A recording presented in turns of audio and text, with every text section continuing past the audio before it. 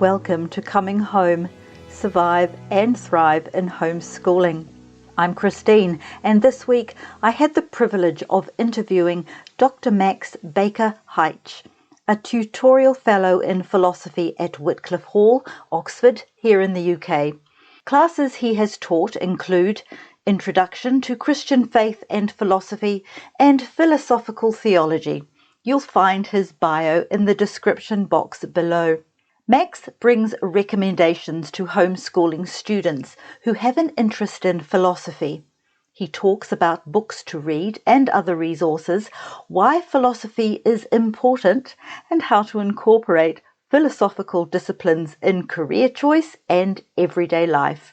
The opportunity was somewhat impromptu, so we didn't have time to organise good recording arrangements. You'll hear some background sounds, but they're light distractions, and the content of our conversation outweighs them. I'm grateful to Dr. Max for taking the time to impart the importance of philosophy to us. So you said you didn't do philosophy until you'd got to university. That's right, never done any philosophy prior to that. Did you feel at the time you could have benefited by getting an early start? Yeah, maybe. I don't know really. I'm not sure that it would have made that much difference, to be quite honest. The other thing is, in the UK, it's quite common, no one gets really exposed to philosophy until university. There is an A-level philosophy and religious studies, or philosophy and ethics, I think it is, which is quite popular. But sorry, what I meant by saying it's common not to be exposed to philosophy till university is that many people who do philosophy at university have never done it before that. My feeling is, and I teach undergraduates at this university, most of them would be either doing the joint honours, philosophy and theology, or PPE, philosophy, politics, economics. My feeling is I've never really noticed any difference in the quality of the students, whether they've done philosophy at high school or not. There's certainly no harm in kind of starting earlier, but I'm not sure that it, at least in my case, would have made much difference to the trajectory I took. So if you think about homeschooling families that do have the privilege of curating their own curriculum, and it's not that they compromise on basics, but it does mean you can focus, especially where they sense that their child is gifted or they have a natural interest in. So therefore you could probably start early. So if a family can do that, what would you recommend they start with? It's kind of traditional to start with Plato. Tradition is good. That's how I started philosophy, because the whole Socratic method is so sort of fundamental to, certainly to Western philosophy. But I would also recommend a couple of kind of textbooks, if you like, that I recommend to my first year undergraduates as well as reading some primary texts, maybe Plato. One is a really nice book called The Philosopher's Toolkit, which basically tries to explain to you what is involved in doing philosophy. So it'll take you through, the use of thought experiments, reductio ad absurdum, spotting fallacies in arguments, and it'll give you case studies, worked examples from the history of philosophy. And then there's also quite a nice sort of very big picture overview of the history of Western philosophy called A Brief History of Philosophy by Nigel Warburton. So that one's quite nice as well, if you just want to really quickly try and get some sense of the broad sweep of things. I think that's where I would start. Thank you. What do you think is really important for a student to concentrate on in terms of, say, literature or developing a discipline of thinking? Do you mean just in general, or if there's someone who's interested in philosophy in particular? I think if you had a comment on general would be good, but more your area of speciality being philosophy, and your experience of seeing students come through. How do you feel the younger ones could benefit more if they'd concentrated or concentrate on a certain way of thinking? Well, I do think what's really important, and it's definitely something I think that's valued highly in sort of the British education system, I guess, and education systems that have been modelled on that, which is that it's having the value of kind of having your own view and being able to defend it, not just in a really bland way, sort of saying, well, this is what person X thinks, this is what person Y thinks, and more or less that's all you're going to say about it. But actually having the confidence to say, and this is what I think, and not just asserting it, but actually being able to defend it intelligently and to be able to engage in an intelligent critique of a thinker. I think that's the most important skill, I would say. Are there gaps that you can see in the whole area of philosophy that would be helpful for, let's say, homeschooling students to know about, so that they can try and look to fill a gap or contribute to it? How do you mean gaps? Maybe new thinking that's starting to come through with not much experience in it. I mean, I'm guessing, for instance, that there is the traditional ways of thinking about philosophy, and then as time goes by, there's a new way of looking at things, or another way of thinking is starting to, say, coming through into Western thought. Well, yeah, it's a bit difficult to speak in terms of philosophy as such. I mean, I can tell you about sort of what's kind of happened in the last 100 years in philosophy of religion, let's say, the branch of philosophy that thinks about the existence of God and the rationality of religious belief. So, so basically there what's happened is that in the middle of the 20th century, logical positivism was the dominant ideology. Logical positivism being the idea roughly that only statements that could be empirically verified were meaningful. Anything else is to be regarded as literally meaningless. And so God talk was just completely off the table. And then in the sort of 1960s, logical positivism gets attacked from various directions and gets overthrown. Suddenly it sort of frees up a space again to go back to some of the traditional topics in metaphysics, like free will, time, causation, the mind-body relationship, and indeed the existence of God. Sort of spearheaded on both sides of the Atlantic by people like Alvin Plantinga, William Alston over in America, and over this side people like Basil Mitchell and Richard Swinburne. You really get quite a renaissance of religious philosophy again, where God is back on the table, and you really got both kind of old arguments for God's existence being kind of dusted off and kind of sharpened up, but also a whole bunch of new arguments for God's existence. And really we're still in that quite significant sort of rebirth of Christian philosophy, certainly at least in the Anglo-American tradition, what's known as analytic philosophy. That's the tradition that I've kind of been trained in.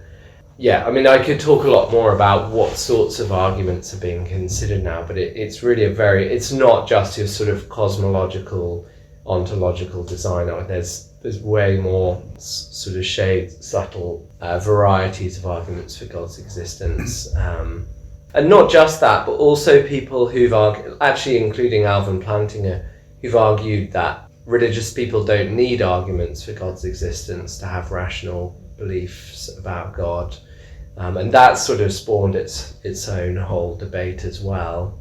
So yeah, it's hard to talk at that level about philosophy as a whole. Yeah, it's a very broad one. So in your area of specialty then, what do you think are the crucial points now and coming up?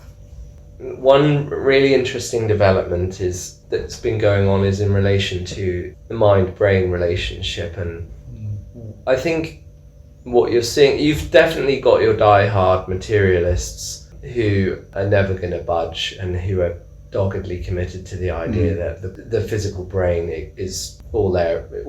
Yeah, there's nothing more to say about than what the physical sciences can tell us, basically. But what's really interesting to me is that you've got a bunch of really kind of heavy-hitting philosophers. Philip Goff, the guy I mentioned earlier, is one of them. There'd be other people as well. David Chalmers, he's an Australian philosopher. Thomas Nagel. are basically dissatisfied with materialism, recognize that mind, that subjectivity, consciousness, whatever you want to call it, is this really weird thing that seems strikingly different and not to be reducible to physics or neurobiology, no matter how well we understand kind of correlations between activity in the brain and what we're experiencing. It just seems like they're two qualitatively different things. I think there's a really interesting conversation going on there now.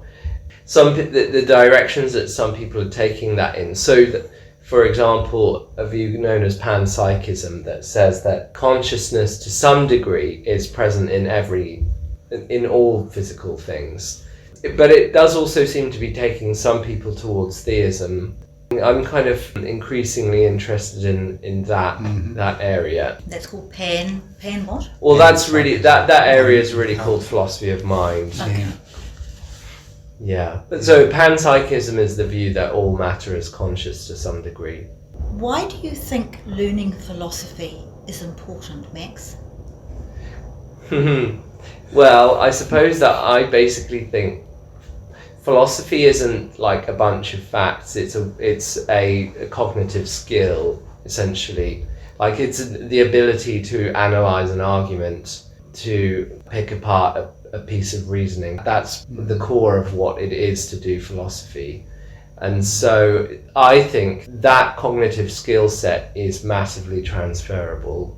Like if you learn how to analyze an argument, to spot an inconsistency in a set of principles, to spot an internal inconsistency in a position, those skills are valuable in every area of life as far as I can see. So it would have benefits personally as one develops one's character to be able to think that way.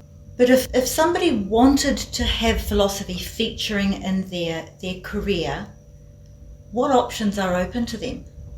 Of course, one option is to, I suppose, do the thing I've done and do a PhD and then pursue an academic career. But I imagine that's going to be a pretty niche avenue. There definitely are other ways, though. Of course, one is to be a school teacher, and that's something that a number of friends of mine who did PhDs at the same time as me have gone and done. What else would I say? I mean, I think particularly in the Christian world, there are a lot of opportunities, I think, to apply philosophical thinking in various ministry contexts. I suppose apologetics would be the most obvious one. One route to seriously consider would be law, because there's such commonality between the analytical thinking that's involved in doing philosophy and the way that a lawyer evaluates legal arguments and assesses evidence and so on. Those would be some of the main things that come to mind. It would be useful too, do you think, in theology and trying Well, you see, I think implicitly theology always does involve philosophy. You can't do theology without... Now, you can do bad philosophy as a theologian, but I think that the best theologians were ones who were well versed in philosophy. Right. And that's been the case throughout church history. Many of the church fathers were steeped in Greek philosophy. Just building on that then, so would a more classical education be a good groundwork in sort of learning how the Greeks thought, the Romans thought, that sort of thing, and reading those sorts of books? Yeah. I mean, you've mentioned Plato already. But, yeah, absolutely. I mean, I think there's enormous value in that. And there seems to be kind of a resurgence of that, the interest in that sort of great books, kind of classical education. How would the skills of philosophy help then? I'm thinking of some of the newer social teachings coming through the Christian church at the moment and that have seemed to have very much affected the way they do faith. How would you use philosophy to assess some new way of looking at something comes in? So for instance, let's say critical theory. How would you use philosophy to be able to assess that in a Christian situation? So I approach things like critical theory with an open mind, and I want to say there might be some insights here. There might be some ways in which it's being taken much too far. let's kind of try and figure out what the argument is. Let's figure out what the premises are, what the axioms are, if you like, that it rests on. Let's try and see if there's any internal inconsistencies. Let's see how plausible those principles are, that those axioms are that it rests on. That's broadly kind of how I would approach it, I think. Is there anything else you'd like to suggest to specifically a homeschooling family who can set something up for their teens now? I mean, there's also so many video resources now in terms of especially stuff around God and religion and showcasing how people can disagree out kind of in a way that's friendly. I think as well, sort of you want to not just have it be about reading and writing, which of course are vital, but I mean, to me anyway, philosophy happens as much verbally as it does on paper. So somehow cultivating that, doing philosophy by way of discussion and kind of putting that Socratic method into practice from an early stage, I think would be really valuable. From an early stage, how early? I mean, my daughter's 9 and we have some interesting discussions. She thinks that trees can feel pain, and I sort of pressing her on like, what's the evidence for that? And you know, she says, well, you know, there have been experiments where plants will react to a certain stimulus and say, yeah, but does that signify that they feel pain? And we sort of go back and forth like that. And so, yeah, I don't see why they can't start from that sort of age. So it's kind of like questioning the premises. That's a Socratic method, isn't it? The Socratic method is kind of the method of, let's suppose you come along and say, I think that trees feel pain. Well, yeah, let's take that example and say, okay, well, what do you mean by pain to start with? And then we could talk about that for a bit. And I'm sort of basically at every point, if I'm, as it were, playing the role of Socrates, I'm kind of pushing you to clarify, or I'm pressing on the coherence of your position. And essentially, and I would say actually that's very much kind of the Oxbridge tutorial system implicitly has that approach, because the idea is not that the teacher is trying to convince the student to give up their position so much as have the best version of their position that they can have. Because your argument might be completely wrong, but you don't want to break everything down that's kind of sacred to them to a point where they just don't know what to believe anymore. Yeah, well, this is one thing that I often... So my doctoral supervisor was very much... He would never get me to be a disciple of his in the sense of adopting all his views. Right, he was just trying to push me to sharpen up my arguments to be the best they could be. And I think that's what a good doctoral supervisor should be like, and actually more generally that's what I think a good teacher should do. And a different type of approach to supervising PhDs, which I personally strongly dislike, is where the supervisor tries to make the student in their image and to impart all of their views to the student and get them to, as I said, be a kind of disciple. I strongly dislike that approach, and I've seen friends where I feel like their supervisor's leaning on them to adopt their views. Would you say that particular relationship would cross over into a parent-child relationship? So the parent's not trying to make the child in their own image. They're trying to get them to question and figure out life in a way that's asking the right questions. That's a good question, isn't it? I think it is a bit different, because parents can't not impart values to their children. There is a sense that parents should be not indoctrinating their children, but this is how I see the world. Foundation. Yeah, exactly. Whereas that a PhD supervisor shouldn't be trying to impart their values to their PhD student, I think. But yeah, so I do think there is a bit of a difference. I get you. Yeah. If you could time travel, which I realise philosophically is a conundrum, would you do anything different? In terms of sort of my educational trajectory, well, no. But if I could do what I've already done, but somehow also go back and kind of double up, I would probably additionally do a PhD ancient history or New Testament studies or Oh, something yeah. like that. I wouldn't do that instead, but if I could somehow... Yes. I think do it together. So, Yeah. would that be a recommendation from you too, Max, that if at all possible, they would go brilliantly together? I do think so. I mean, I'm fascinated in history and certain periods of history more than others, but you know, C.S. Lewis talked about the dangers of chronological snobbery and the idea that we're always improving our ideas as we move forward in time. Well, actually, often we're not. And the past has a great deal to teach us. I've always been attracted to that. Both philosophy as a almost mental discipline, as I said, a kind of cognitive toolkit, but then the study of history to, as much as anything, to learn about human nature. I'm very interested in World War II and the Holocaust, and partly I think that's because they teach us a lot about human nature. Of course, I'm very interested as well in the study of Jesus as a historical figure and the time period that he was living in.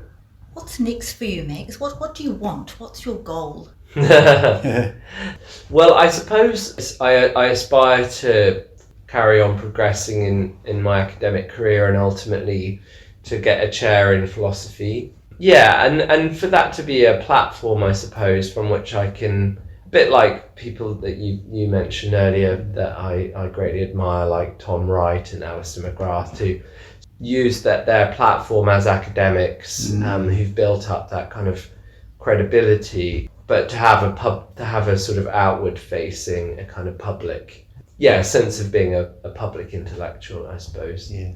You've been listening to Coming Home, Survive and Thrive in Homeschooling. See you next week.